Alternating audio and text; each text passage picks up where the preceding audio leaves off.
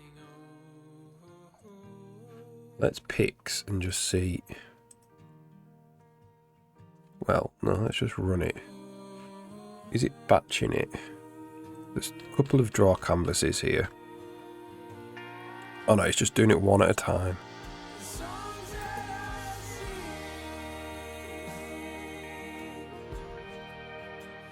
Yeah, so we could have an alpha here. This is Blit Primo Alpha Blend.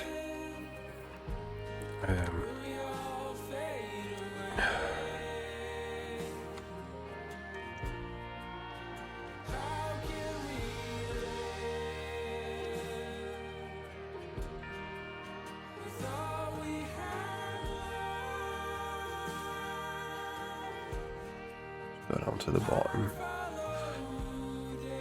Blit Blend with alpha. So we have a constant buffer.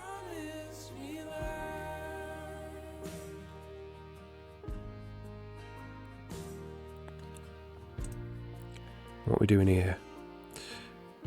Is it the primal?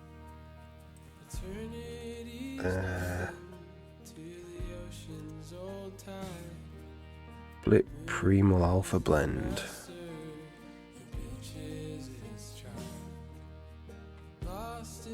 Which just calls Blit. So it'd be Blit Blend with Alpha. We need to change it. Then we could pass in an alpha value and a constant buffer. That means it would need a material as well. It's basically like, what is the alpha?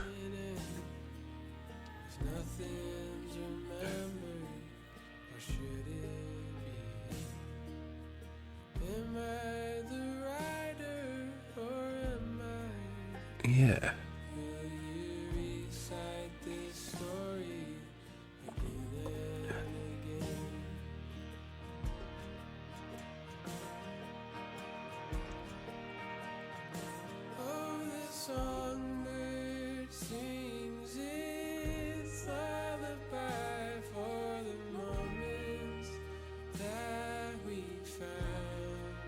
Need a place to put the alpha. I think on the canvas draw range. Don't really want to put it there.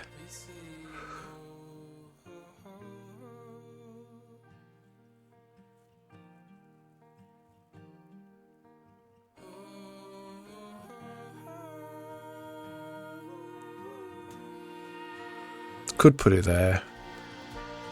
Canvas draw range is used all over though.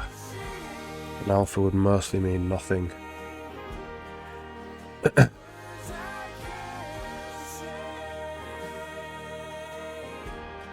put it in 3 canvases.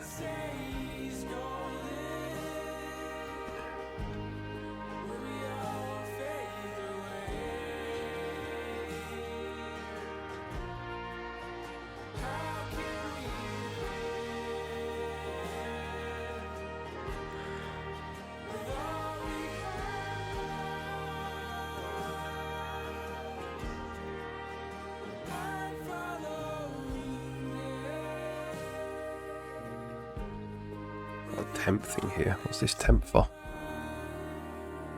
This is temp, it says.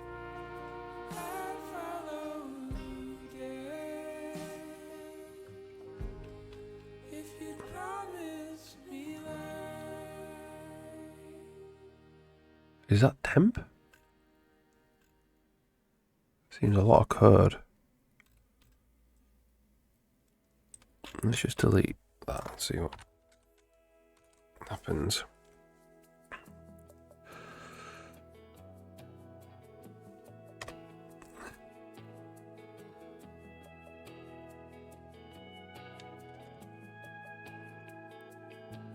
It's the lighting effects for the buttons. It's not temp at all.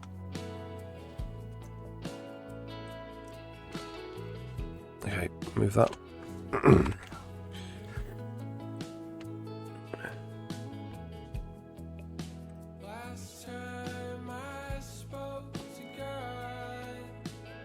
So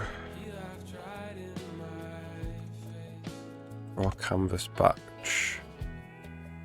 In renderer free canvases.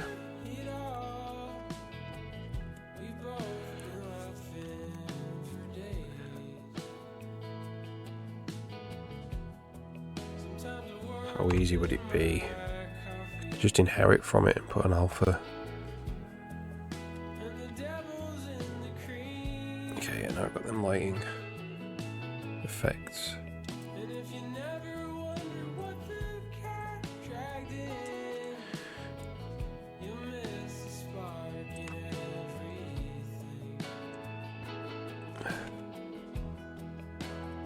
So free canvases.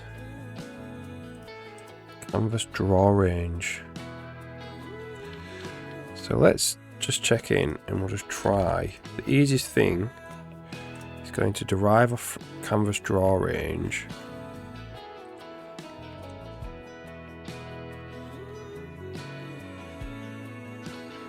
With construct free canvas.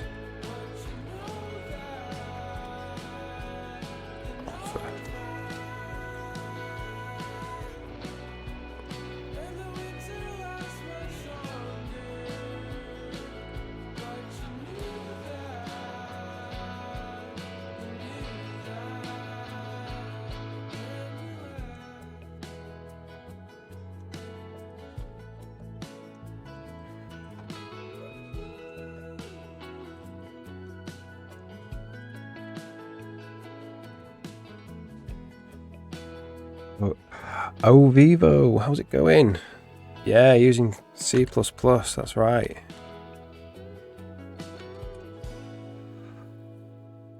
Let's see what happens here.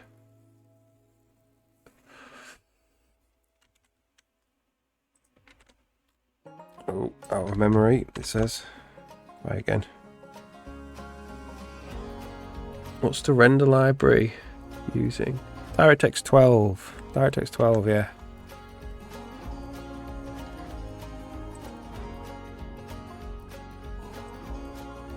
Okay, so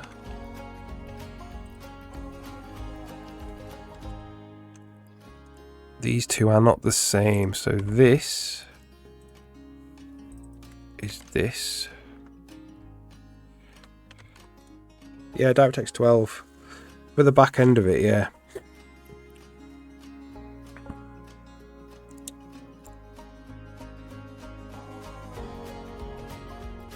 I'm just working on the menus at the moment.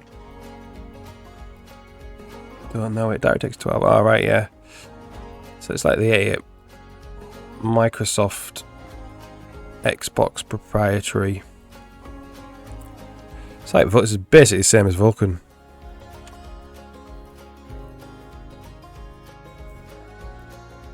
And see, yeah. Oh, nice. Okay, so that's broken it a lot.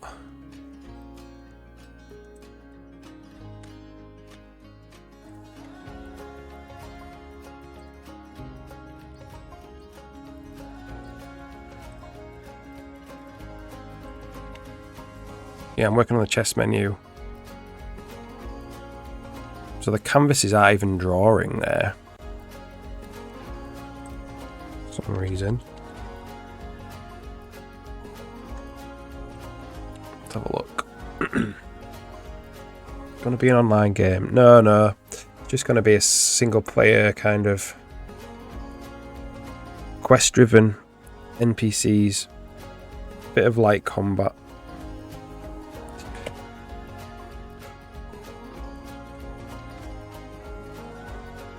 I will have to probably do a little bit of online stuff, but it's not going to be like online play.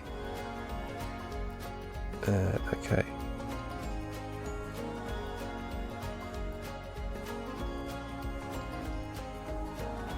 Where are we? The tab pane. Chess menu.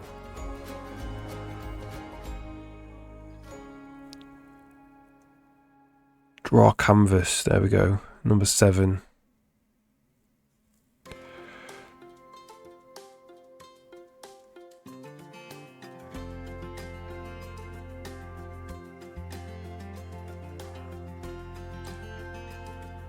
Let's look at the renderer.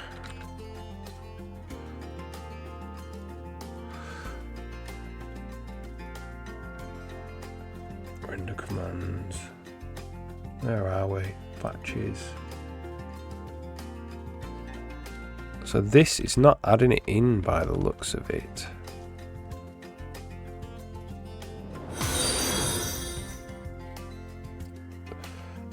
You are. Oh, thanks for the follow. Much appreciated. Assistant. All right, yeah. Yeah, nice. The material you're looking for is draw canvas. Draw canvas. Hash code for batch type. Batch type. What is batch type? Recanvas. So the vertex type is the wrong.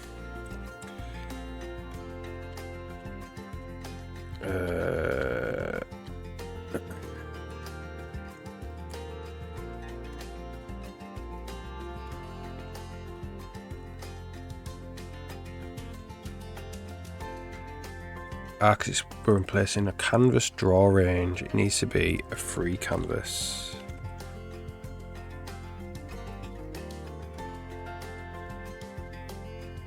Like that. Fortunately, you can't do initializer lists.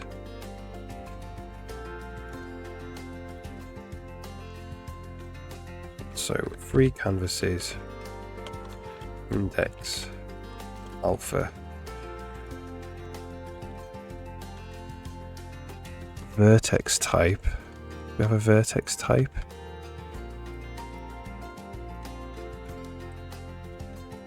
How does it work out? Oh, it's here. Free canvas. You're gonna use some assembly for performance. Yeah, maybe. If we get that far.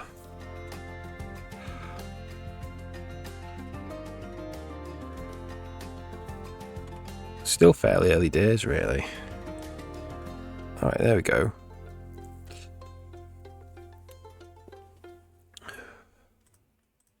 So what I want to do, so I've been working on this button today, which is like, so you can display items in two views, like the grid mode and a list mode. And I've been working on it so you can just swap between them. The player can choose, and then the game will remember. It depends what they want, you know. They might want all the information on screen at once, or they might want this. So what I'm doing now is I'm going to work on a transition. So when you like click it, it doesn't just flick over to the next one. It transitions over very quickly, but just not a flicker in like 1 frame's worth. Got a cold, sorry about that. Alright, so you do a bit of assembly as well. Nice. I use it very rarely these days.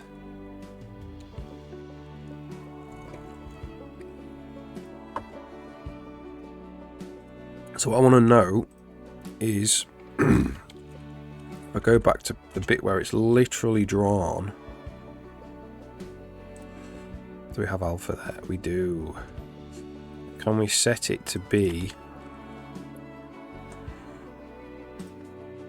so free canvases index alpha is equal to 0.5.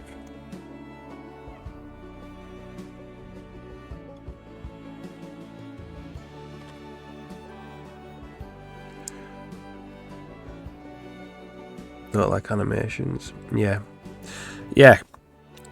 All this stuff can be. So what I've got at the moment is a little tool called Tweakers, which has got like all the runtime tweaks. It's going to have all the runtime tweaks you can do. So when another person gets hold of it, this is actually a text file. If they really were concerned about changing absolutely everything, they could alter the text file, which is, this just represents the text file, and get rid of all the animations and everything.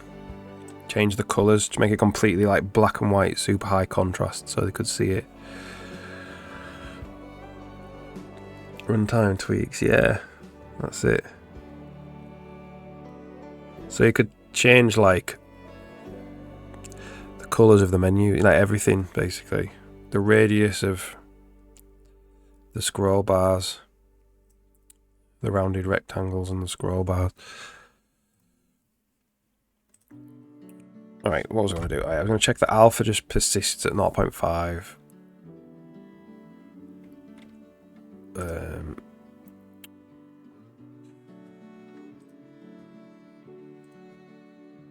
Yeah, cool. Right, so what that means is we need to make a new pipeline state where we've got pre-multiply alpha blend, but blip blend with alpha.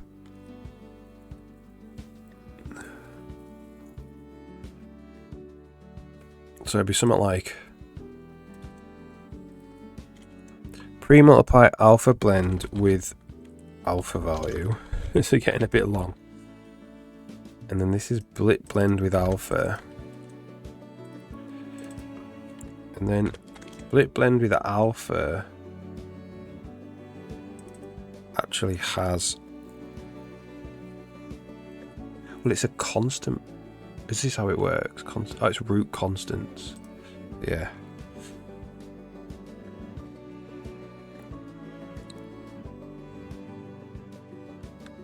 So this is the actual one we want to use. Here we want to set some constants to what descriptor table?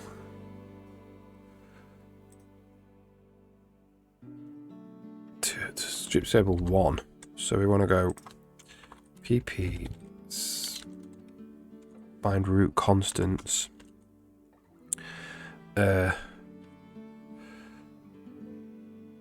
0, 1. The pointer is the address, the canvas range alpha, block offset 0, and then we want to go pp flush to descriptor table 1.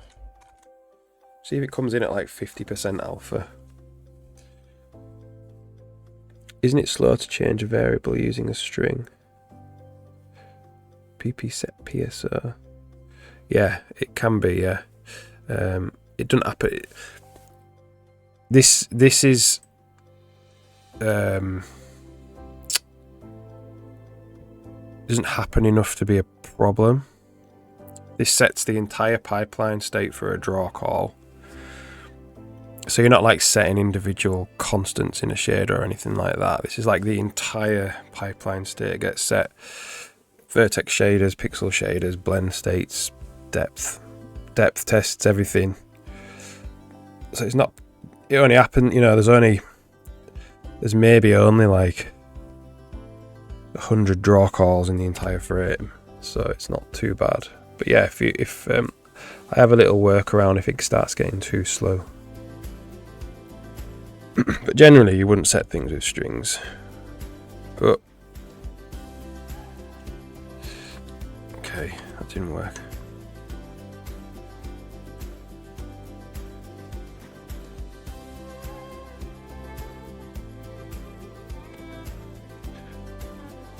So what is it saying?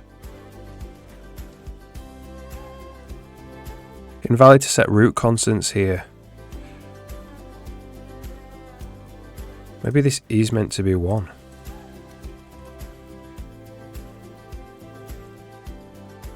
I don't think it is meant to be 1.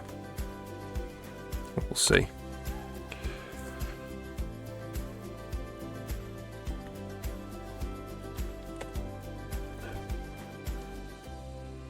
That seems to be fine. Alright, there we go. We've got 50%.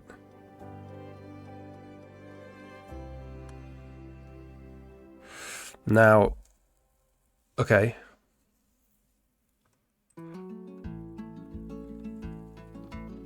So it's doing 50% on every single canvas. So obviously we want float alpha.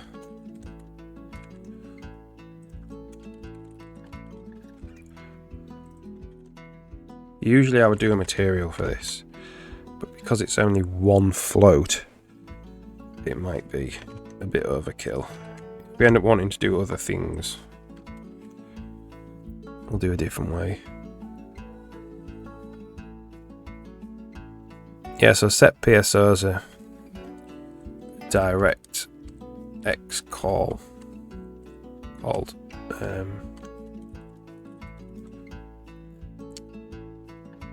where are we?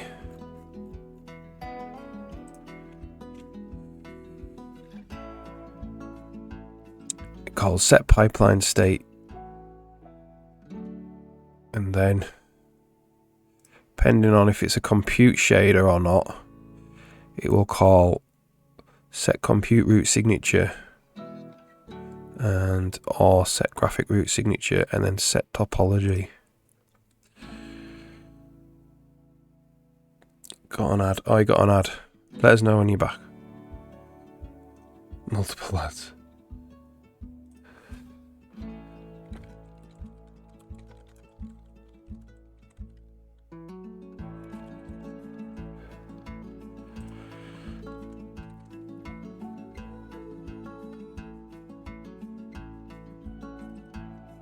Okay.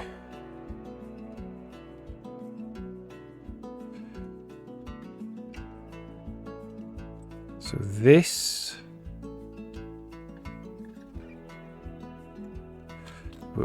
okay, this we're just gonna put one in. So what's this? What are we doing here? Drawing a tab pane. So we'll put 0.5 in.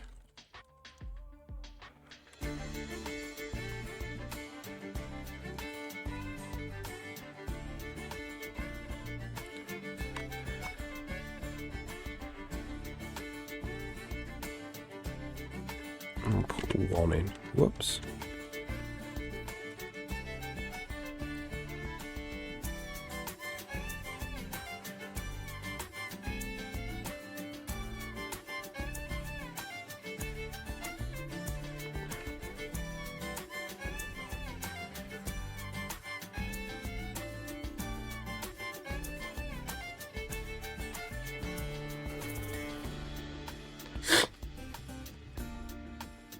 Alright, you're back. So what I was saying was the pipeline state, it's the entire state of the draw call apart from the draw command. So it sets all the shaders and everything. Shaders and blend states and depth states and topology.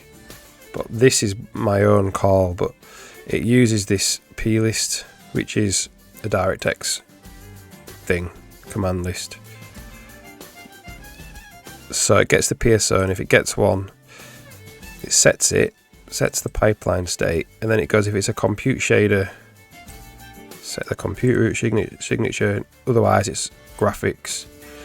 So it set the graphics one and then set topology for graphics. That's what it does. And these are just like named states, you know. You can have as many of them as you want. Give them whatever name you want. So what I'm doing now is, so I've got the alpha just on the thing that I'm wanting to do the transition on. So you see like here, like it like zooms out to the left. It comes in from, it's very quick, but it comes in from the top and it zooms out to the left. When I swap over, I just want to be able to do basically like a fade and a shift or something, fade and a translate, and then I can stick it in the tweakers file and mess about with it and get it looking however I want it to look, you know.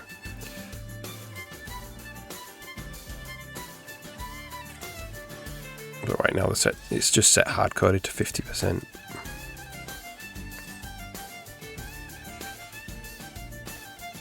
Okay. So it's here, it's this thing. So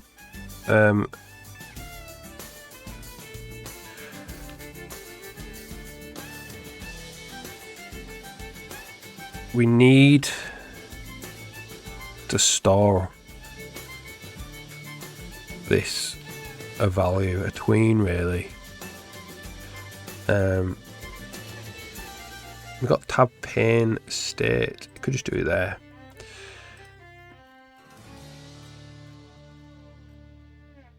So it could be in the renderer as well. So we could do something like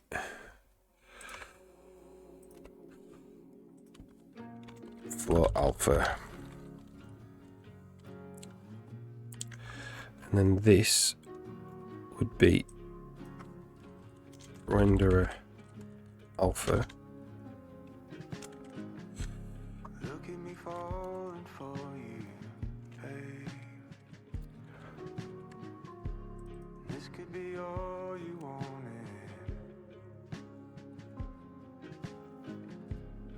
I've been dancing around this feeling since you came around. I've been dancing around and I'm feeling. It's going to be affected by the title bar.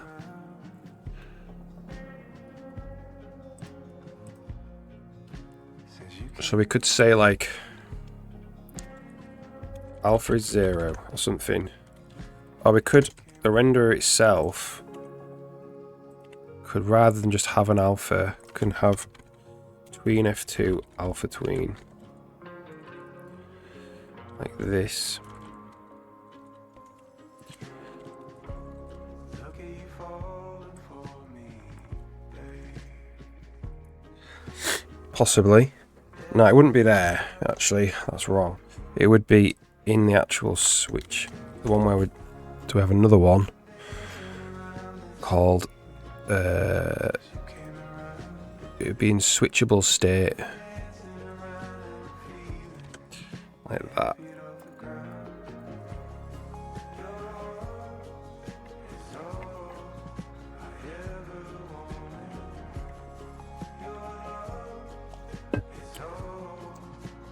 And if we've got a tween, it means we need a ticket.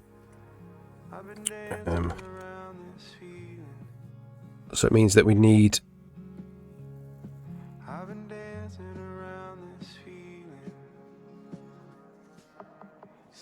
Well, we don't have to tick it. We could tick it from the draw title bar. And tick it from here. So we could do it here. The alpha tween tick DT. We'll do it over a second. So this is the thing that's going to control the alpha value.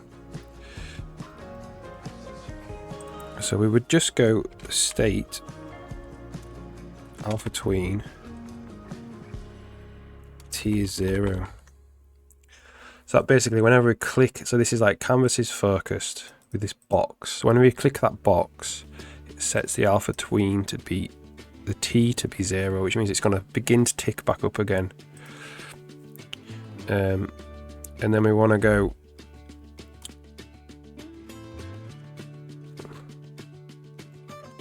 alpha equals state alpha tween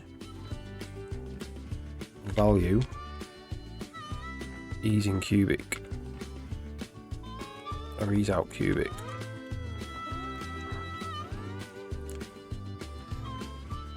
So in theory that fades in over a second.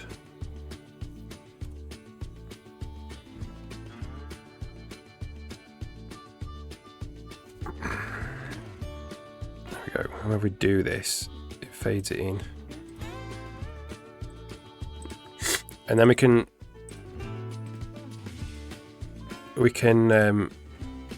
say how long we want it to fade in.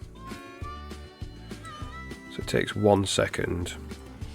I can't remember which way around it is. That half a second. It takes half a second to fade in.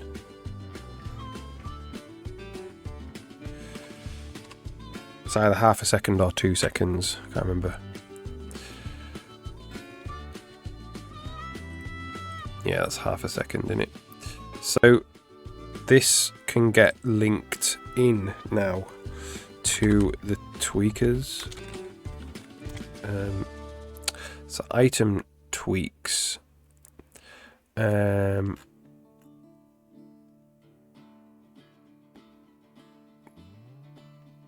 we'll put it in item tweaks. So float. Switchable render. Switchable render fade rate.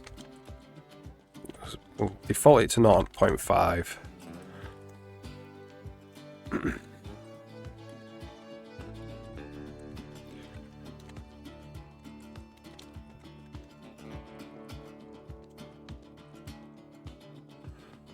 then when we draw it, this is literally just a text box.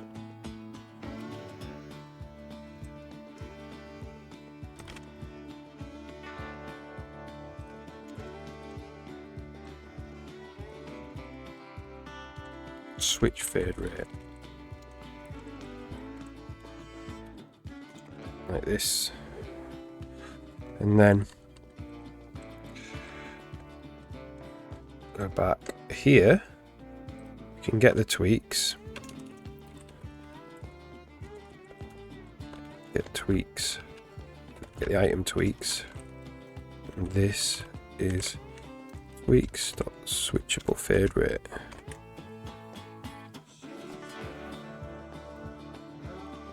And we may do a translation. We'll explore it. It looked alright though with just the fading.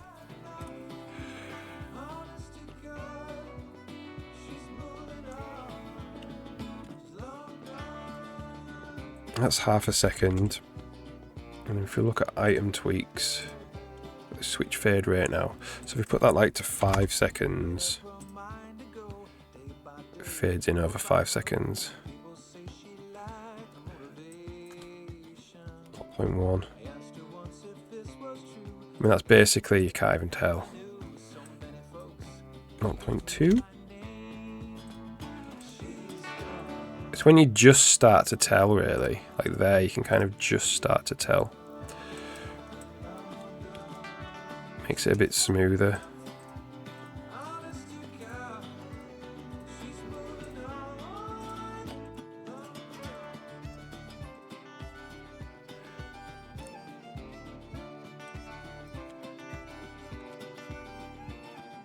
That's a bit slow.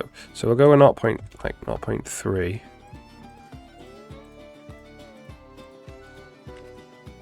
That'll be fine. Maybe 0.25. And it's just smoother. Like you can't even tell that it's doing the fade, but it's much different to if it was 0.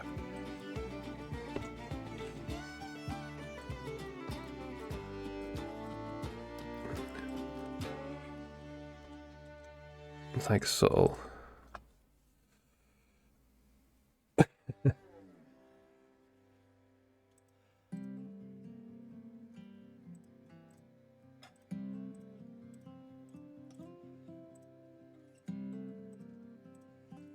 Now, I haven't done it for changing tabs. So maybe we do that.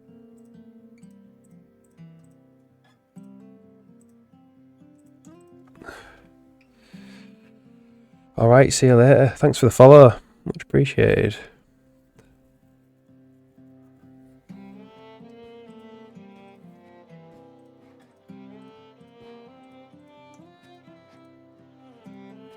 Okay, cool. So we may as well do the same thing for swapping tabs. It's the same, it's exactly the same alpha value.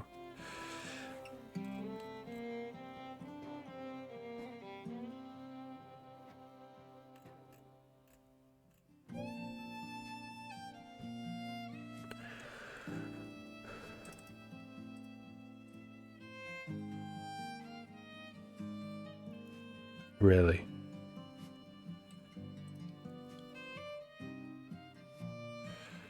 Okay, Okay, so swapping tabs. Draw tab pane.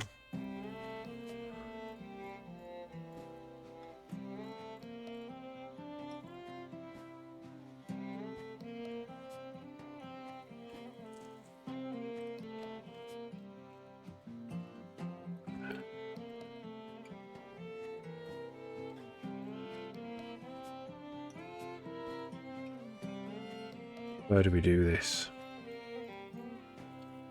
Here we go. So this would be renderer.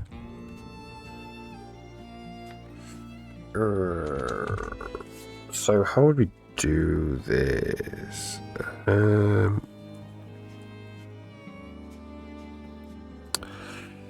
With it in tab pane state, I suppose. We need another one.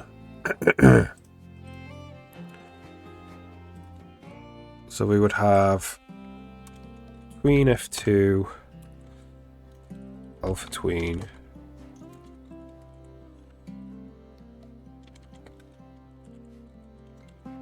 Not to 1 again. And then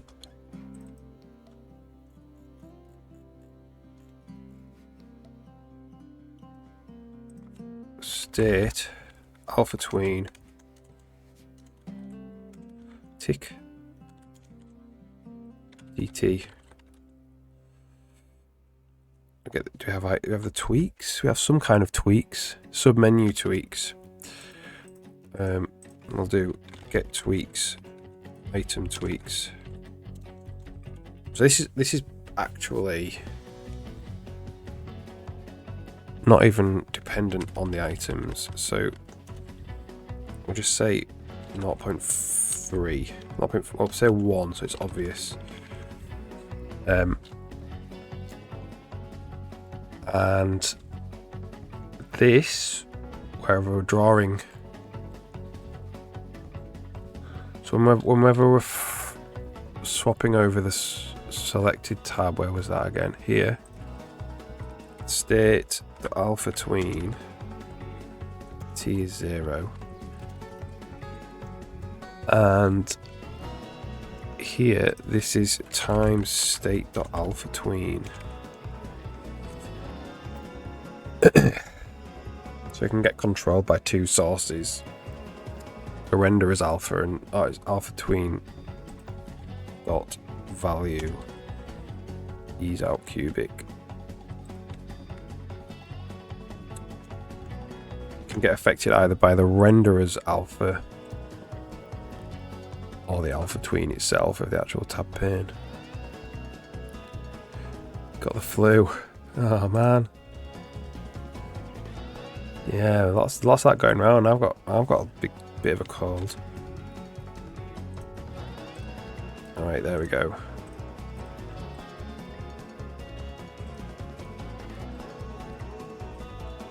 So that needs to be in sub-menu tweaks. And that's the alpha fade rate. So the tab pane.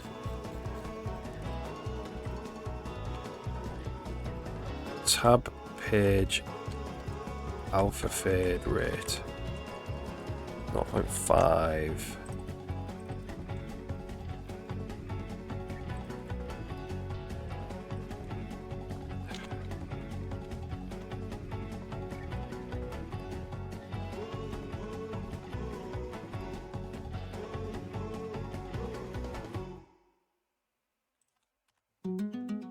And then in draw,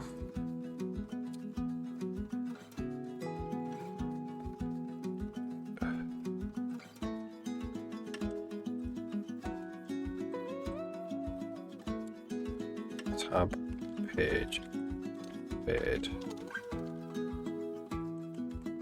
Tab page alpha fade rate. We'll let it go back to there, go all the way down to 0. Oh no, that's fine.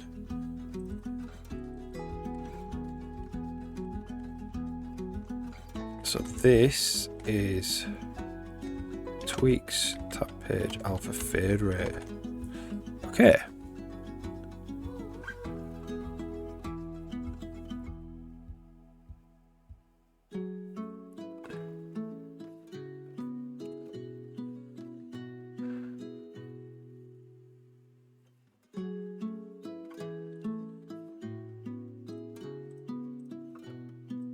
Okay. So if you look at submenu tweaks right at the bottom, tab page fade, put it at 0.25.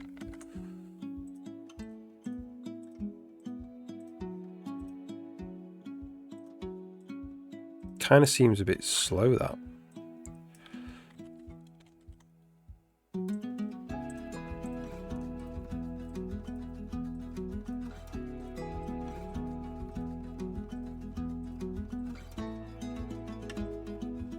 That seems alright.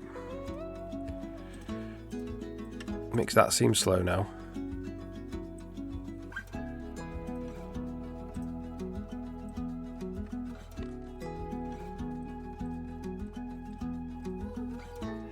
No, I think that definitely... It's because this has got more, there's more stuff on screen, maybe, I don't know.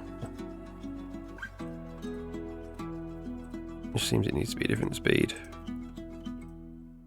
Maybe it's the things that charge up.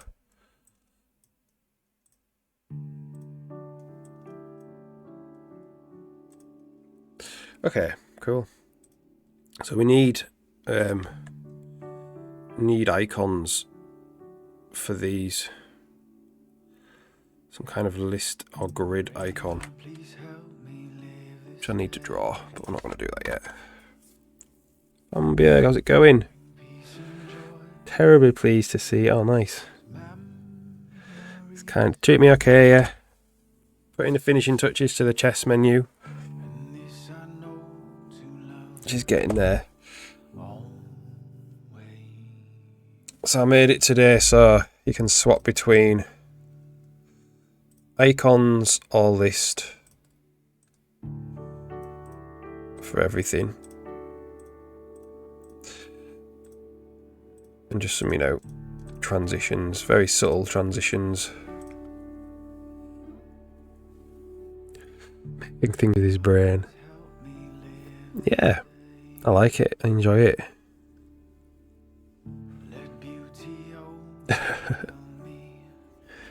Do need to go and blow my nose in a minute. So yeah, I need icons for here. So I did this thing where you can have a toolbar maybe. What did I call it? A title bar. So these could have buttons up here. So as I keep going, I have different menus. They might want different buttons. Like, could put a sort. Could have a sort here. That's probably a good thing to do. Eventually, so you could sort them by like gold value or whatever. This is just standing for gold and item health.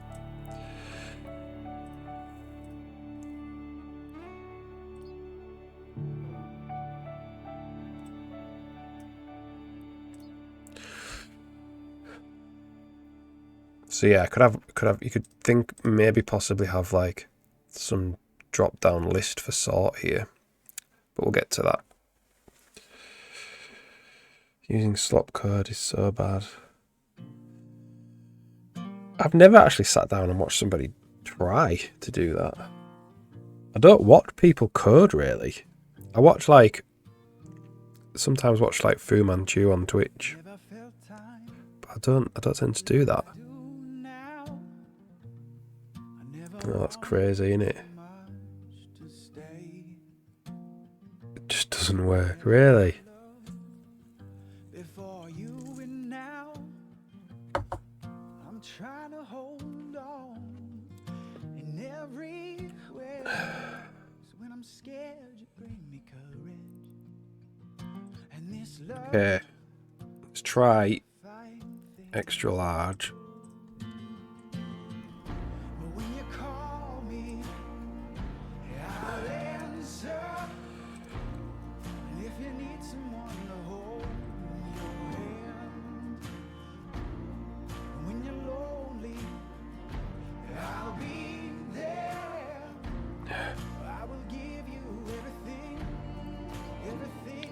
Extra small.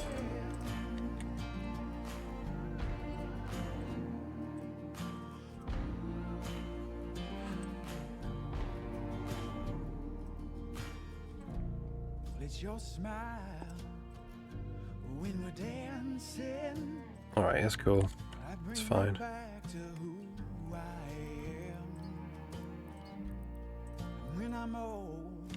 So that this now, the value of this needs to get saved between runs of the game.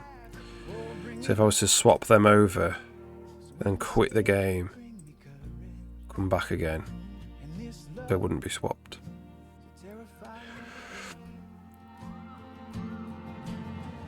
True vibe coding when you are the true vibe coding when I code. Sometimes get really angry when things don't work. Yeah. I've seen that. I see common things. Yeah, people get angry. I've seen people blaming the compiler for compile errors. I've seen that. Why is it not compiling? I'm doing everything right. I've seen that quite a lot.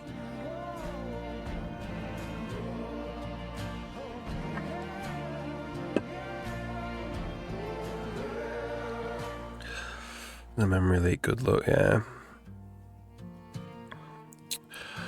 Could give it a go. I could see how I could ask it to help me build a calculator and see what happens. Doesn't sound like, the thing about coding to me is it's ultimately like a creative thing. So it doesn't seem, I'm all of a sudden kind of not interested in it if it's someone else doing all the creation. Just not, yeah.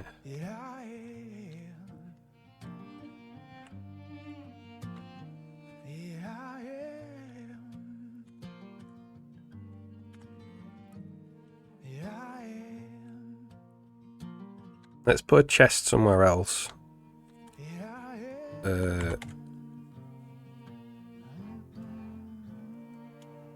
How do I do this? Trigger. Put a chest down here.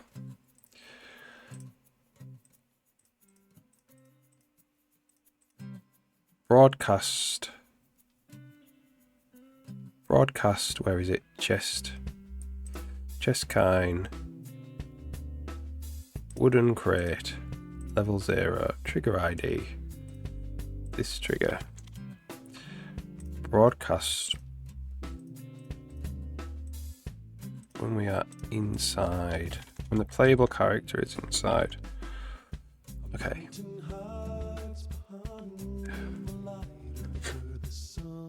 Hang on, give me 1 minute. I'm just gonna have to blow my nose. Back in a minute.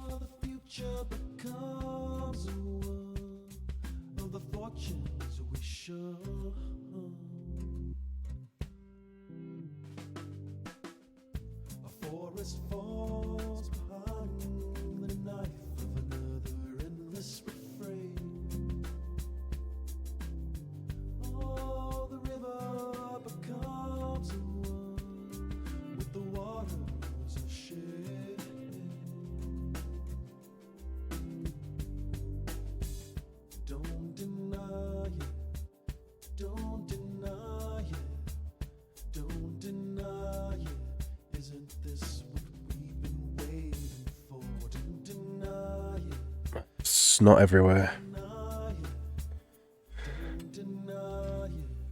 Alright, Vanbjerg. I vibe coded some prototypes with Claude.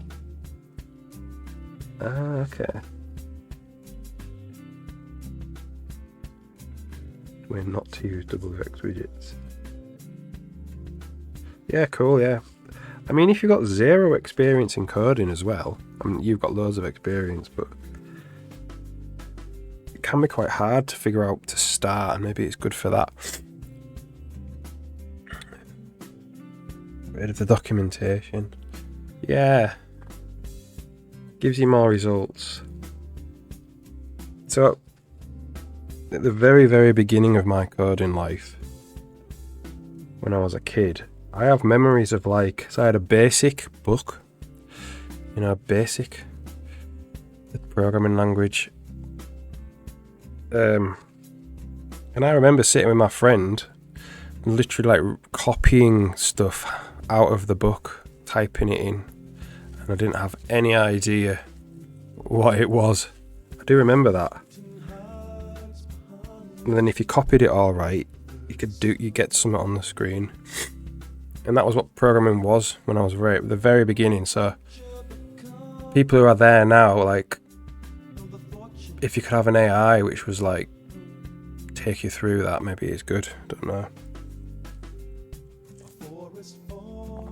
Basic, the programming language, yeah, that's it. Yeah, that was the first thing I did. A long time ago now, when I was a kid. Talking like maybe 30 years ago, 28 years ago, something.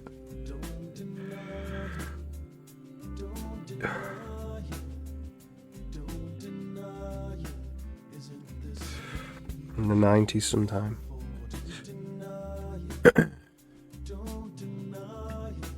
Right, we've got frame rate problem. Running at 30. I have to do a little bit of work on performance. Awesome.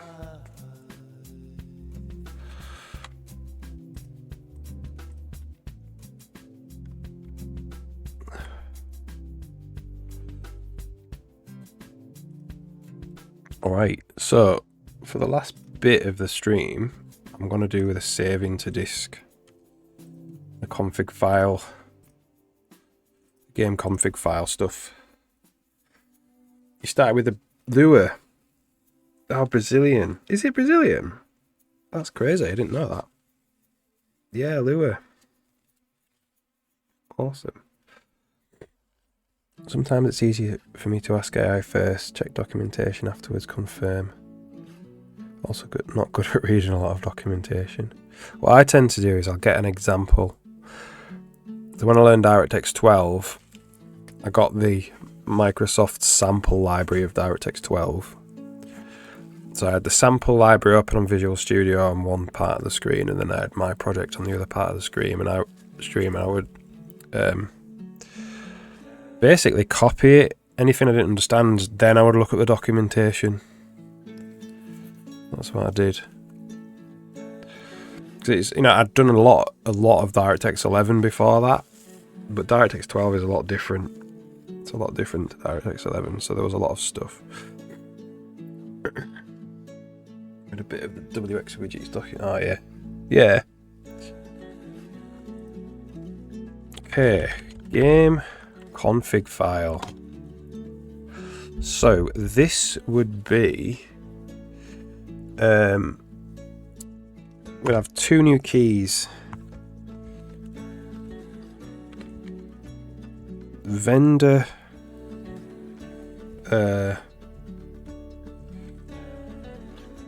switchable vendor item display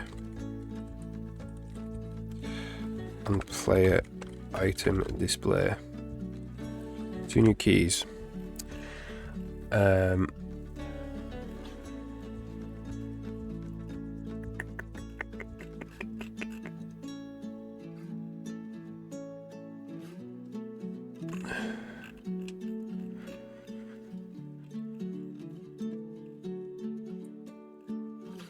Remember how this works.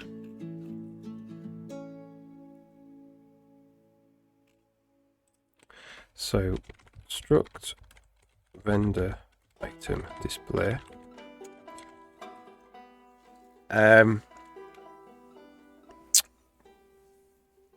Right. We do have a thing for this.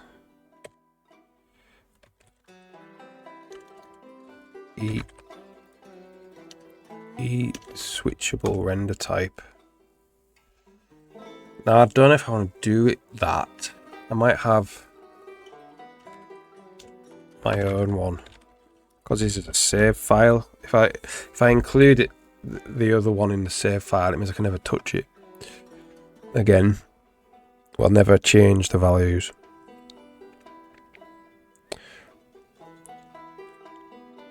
Very happy with the UI I made. Oh yeah, nice. Yeah, you have to take a video, Van Bjerg, and let us have a look. Do your game going to work on Linux machines? So, DirectX 12, I don't think will run natively on Linux. It's only part of the the only problem is DirectX 12, but that's only part of the renderer, so you would have to rewrite that. But then it should be fine after that. Does MSVC compile to Linux? V plus use MinGW. I'm not sure if it compiles to Linux. You can, so Visual Studio, you can change the compiler if you want. You could do that. You could put your own Linux build in with a different compiler. What do you think about Sea Lion? I've tried it, yeah. I tried it. I'm so fluent with Visual Studio that I don't really want to put in the effort to change. But it was good. The thing that I would need is this thing, which is actually a plugin for Visual Studio. It don't come with Visual Studio, which is just like file by name, but only files, no other symbols. And then this one, which is another plugin, which is function by name, but only function, no other symbols. So Visual Studio has one, but it's all symbols, which is annoying. When you get big, when there's a lot of stuff, it's annoying. Gone to work with Wine. Yeah, is the Wine is the Proton? I've heard of something called Proton.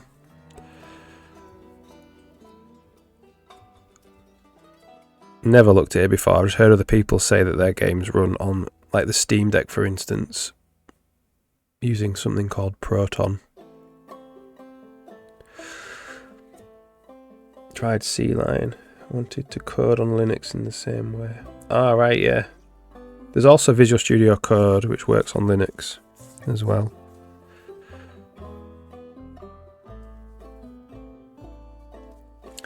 Okay.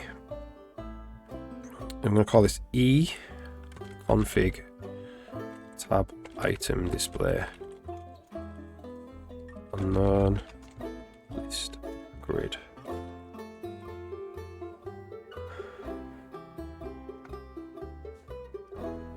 Try Visual Studio print Sea Lion. Yeah, Sea Lion's more like Visual Studio, isn't it? Yeah.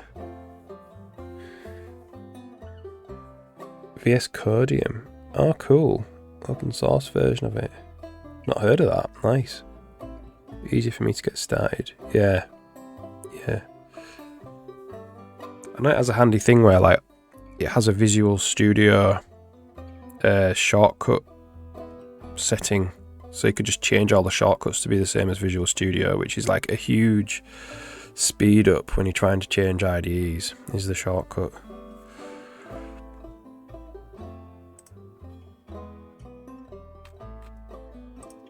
So it's grid list there. So swap them over. Yeah, I'm going to keep this.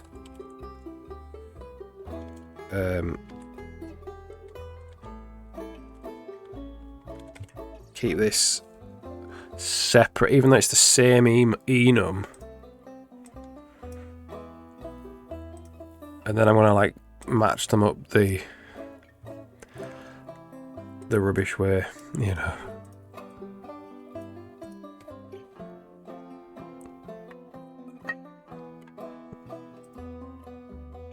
Then I can change these around. Well, I just don't know if I want it going outside of the game config file.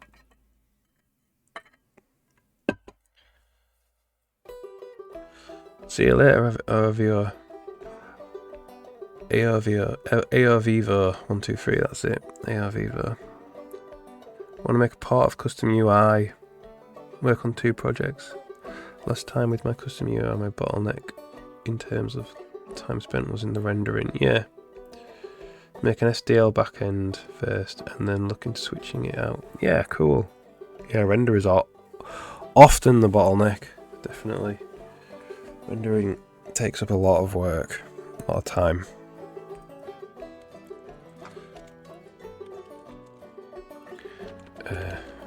Value. So I think we have things called key and value.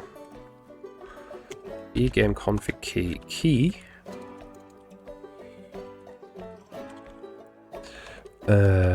Vendor item display.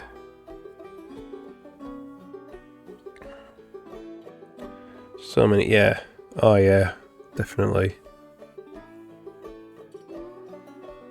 Yeah, they can be really hard. Because often the bug is you're seeing it several frames later. If it's a visual bug, you're seeing, because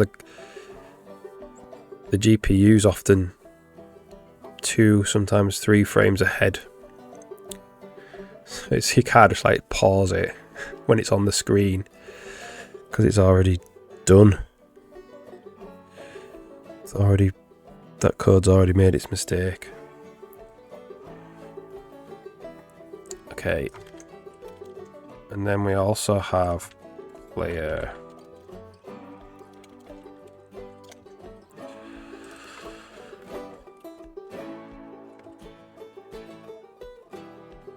Then we need to reflect both of these.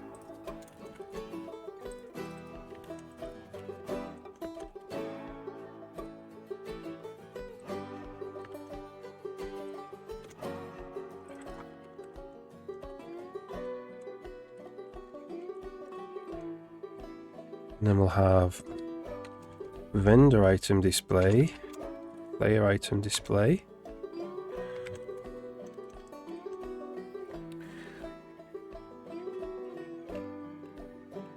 And I think that's it. I think that's all you got to do. To have it in the config file.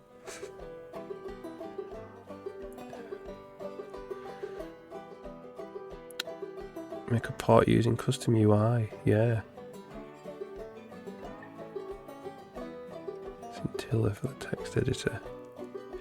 Maybe Maya could do the same. What do you think? The text editor. Yeah. There are well, so rendering aside, you need the data structure to be able to quickly edit massive amounts of text. Because you can't store it in a big string because it's too slow. But there are algorithms for that. There are algorithms. You have to look into that.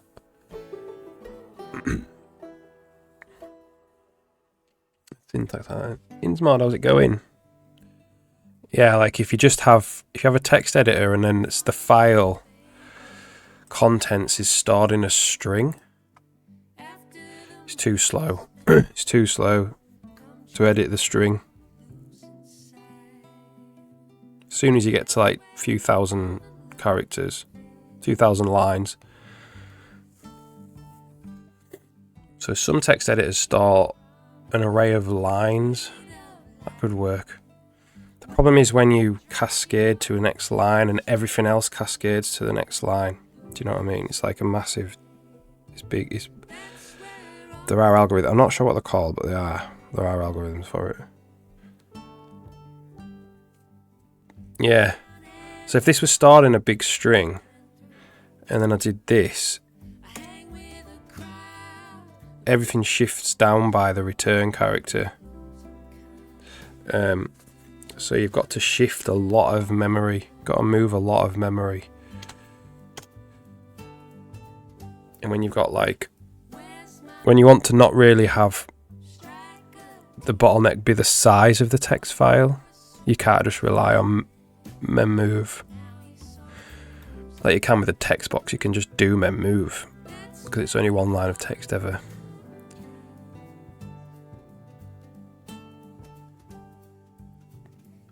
Hope you're alright, Insmod. Okay.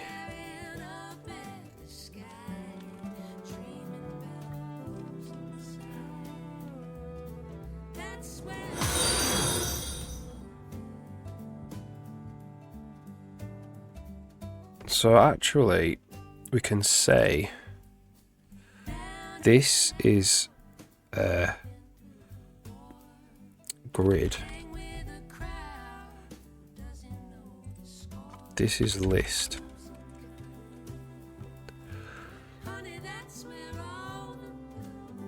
Oh, thanks for the follow. Hope you're alright. M2 Hom Modi 5. Hope you're alright.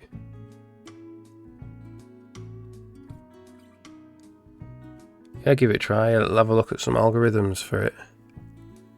That's where like AI can be good, because you could be like, what algorithm does Notepad use to store its text for its text files, to edit its text for its text files, and it probably will give you some insight into that, rather than looking through the source code yourself. The improvements are alright, yeah. So I've been working on, still on menus. So I've made the chess menu, and what I've been doing today is this button, which will be an icon eventually. You can toggle between grid mode and list mode, and you can do that for the both sides of the chest. And what I'm doing now is, so I put in some transitions as well. What I'm doing now is that gets saved in the config file. So that's just what it will be. And the next thing, which is probably going to be tomorrow, I need tooltips. So I need like a big tooltip to come up when you highlight over the icon.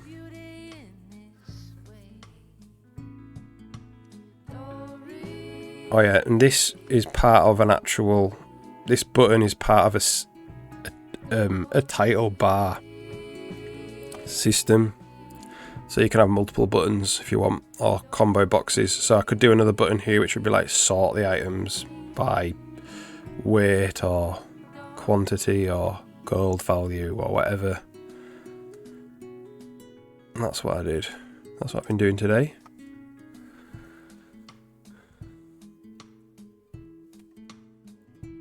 Okay.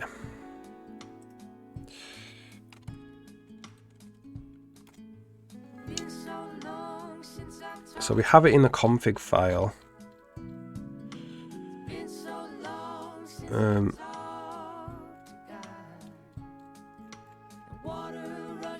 So when we have the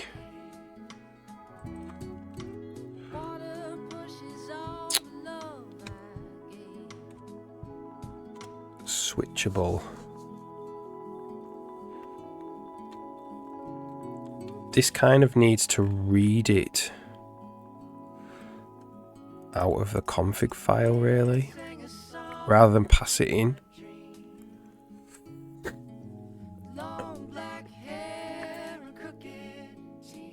What you, yeah, for the decompiler, yeah. Trying to figure out how Ghidra solved certain problems. Found the exact problem. Solution to my exact problem in the source code. Yeah, awesome, Van Bjerg. Yeah, so rather than passing in now the actual type,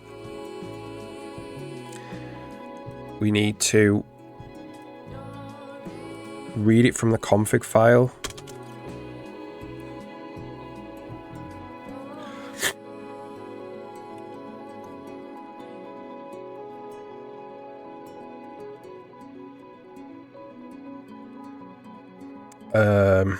So get game config file.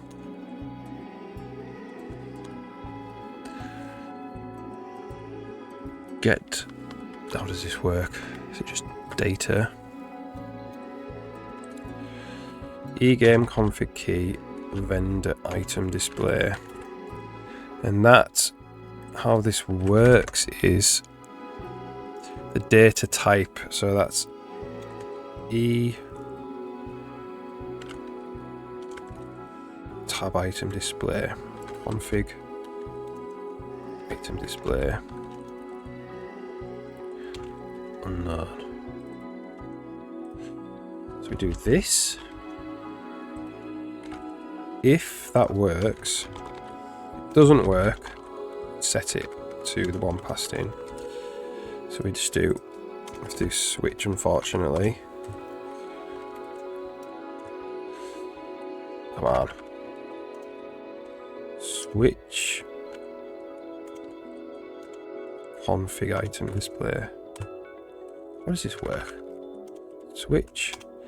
Config item display. Doesn't work. It's the advanced version of copy paste. Yeah.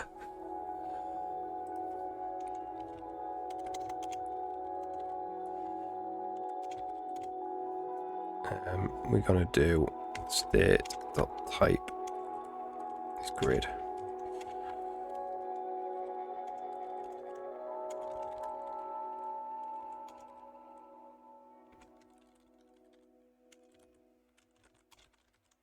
So we might actually have this as default.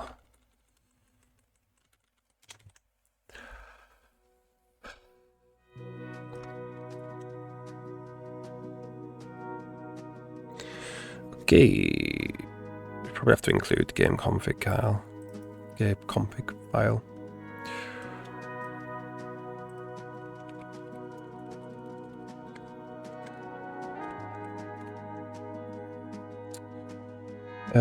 El Vivo, how's it going? Welcome back.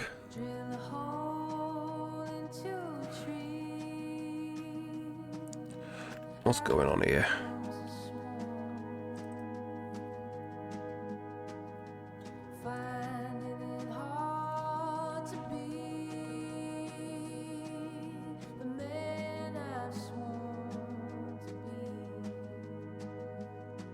So we're getting it out of the config file, of which doesn't exist yet. It's not in the config file yet.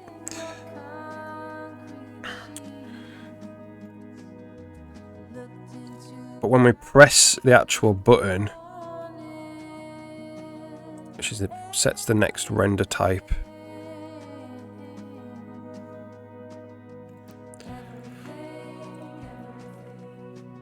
I can say if next render type.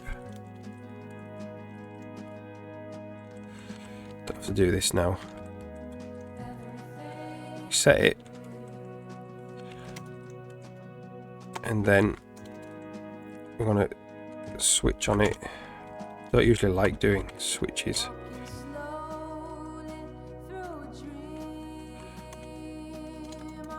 Case, grid.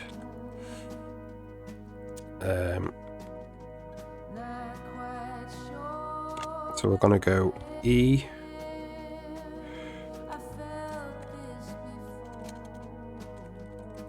I can't remember what it was called. Config display type.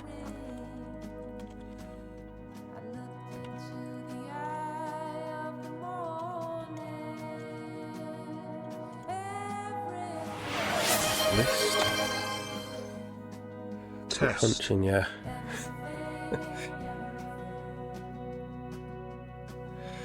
Thank you.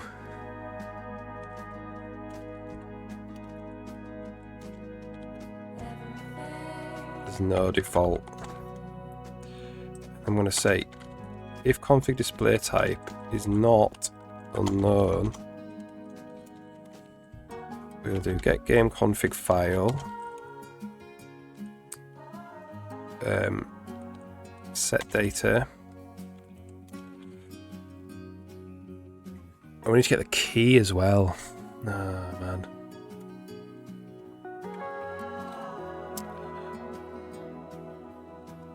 Okay.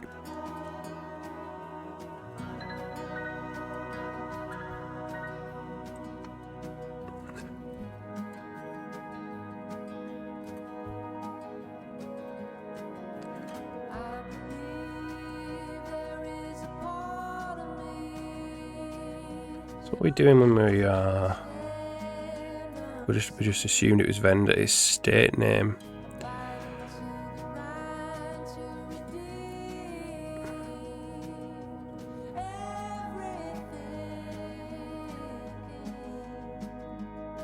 So we could pass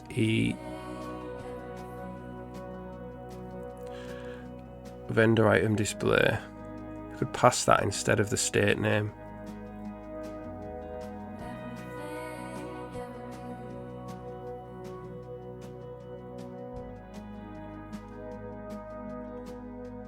I mean, it's a game config key, but we'll do that.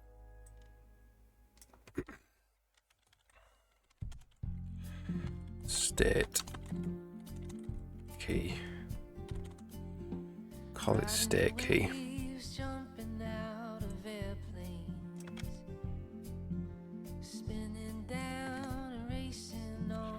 Then the state name could be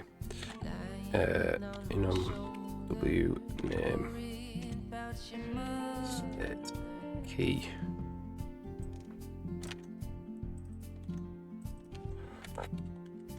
Like that.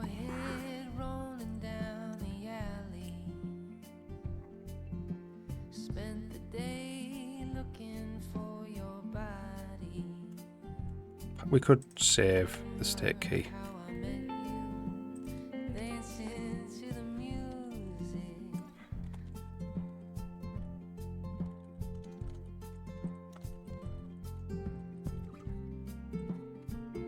It's not the key though, it's... Oh, it is the key. Ah. Okay, well that could... It's not the best, is it?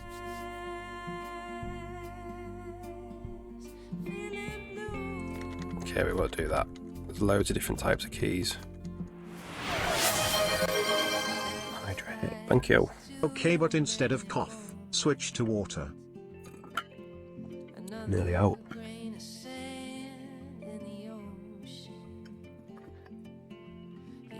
See you later, see you later. Thanks for popping in. Yeah. I'm not going to have...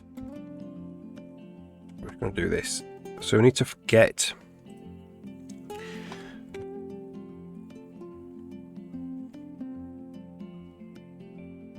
Yeah, I think what we're going to do... rather than... We're going to do... little helpers.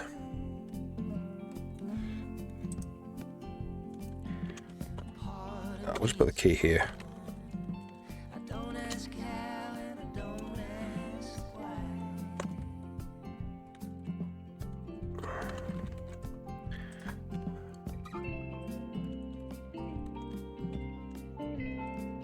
I have to forward declare this here.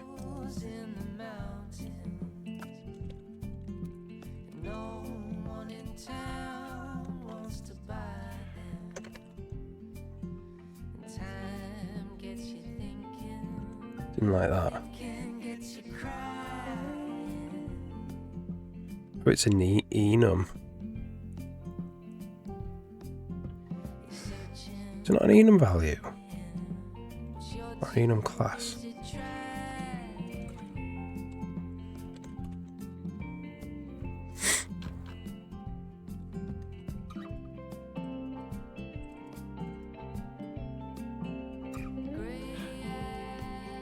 Cannot be redeclared. Okay, that's because of this.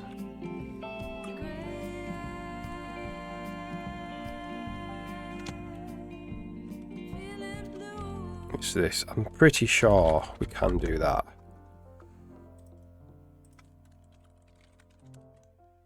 I wonder why it's not an enum class.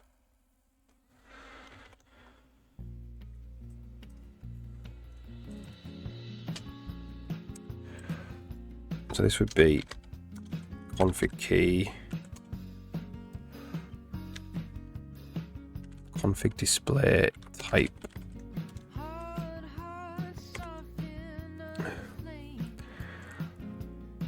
So we need to set this config key.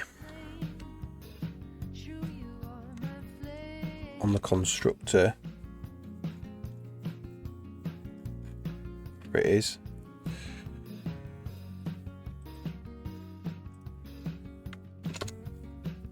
So we're going to go switch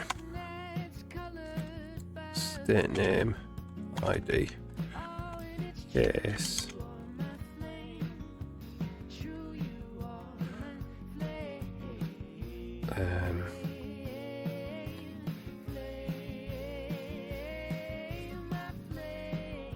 No, hang on. Yeah, use. So maybe this is what we were using. Put this here.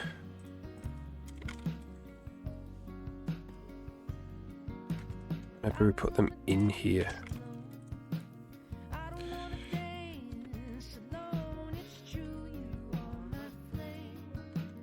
So we're going to go if state name is equal to game menus player config key is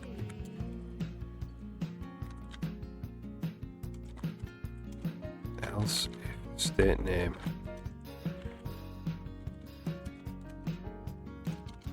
game menus vendor.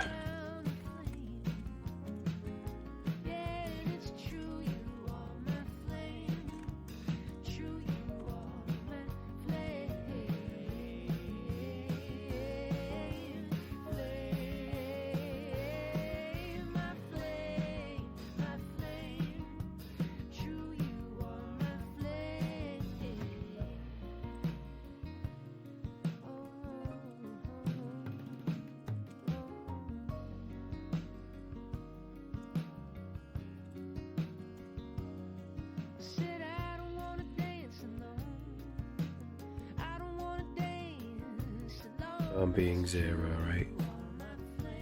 Yeah. Okay.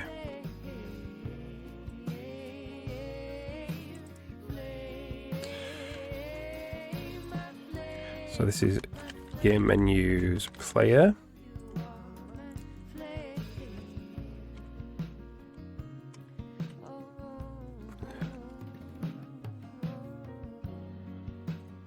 This is game menus vendor.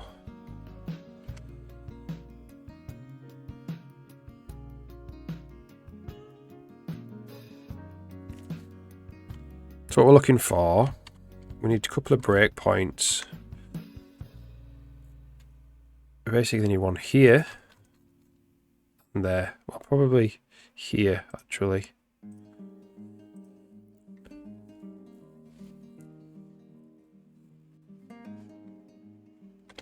Okay.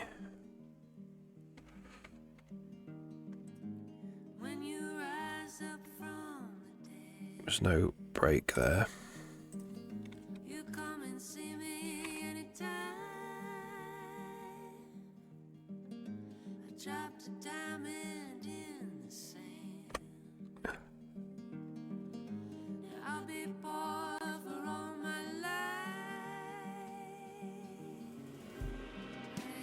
List. So we set it to be list. Config key is player item display. Okay.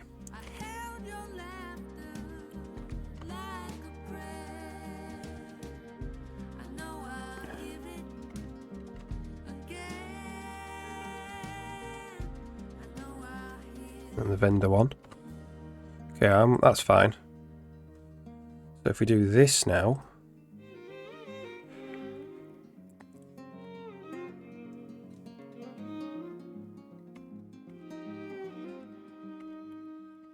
so I want to set it to be grid. So we'll set that one to be list.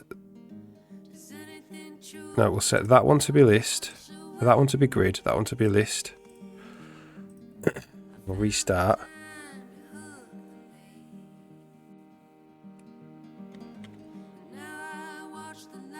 That didn't work.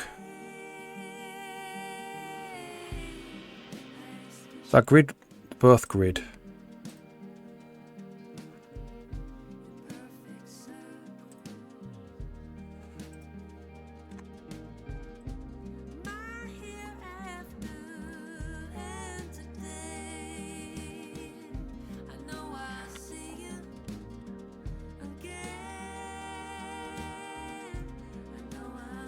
Hey. Okay.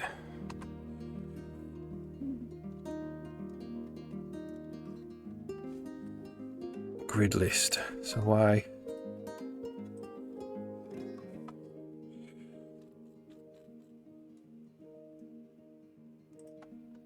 So the player one should come in as... The vendor one should come in as grid. Oh, 'cause it's vendor item display for both of them. So we need to do this.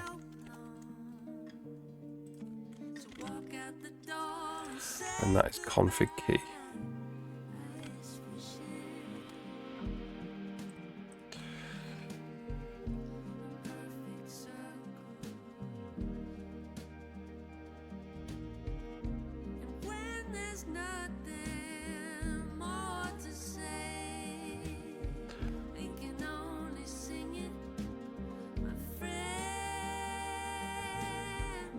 There we go.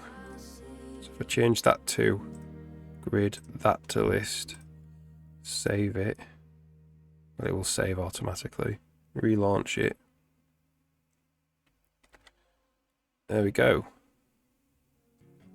Okay, so the other thing I want is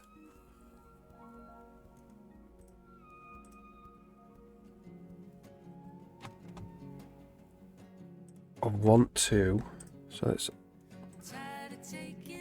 have a look at the game config file.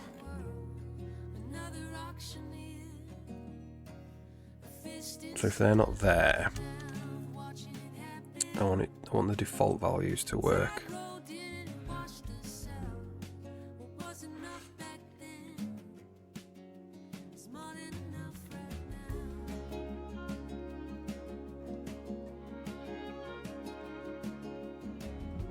So it's grid. Be grid for both of them. Why is it grid for both of them?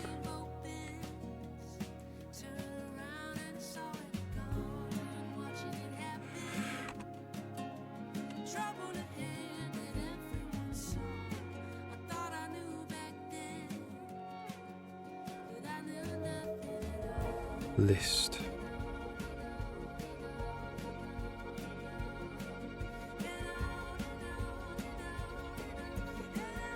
So vendors a list. Yeah, that's the default version. If I just wanted them both to be list, do that. Restart the game. They should still both be list.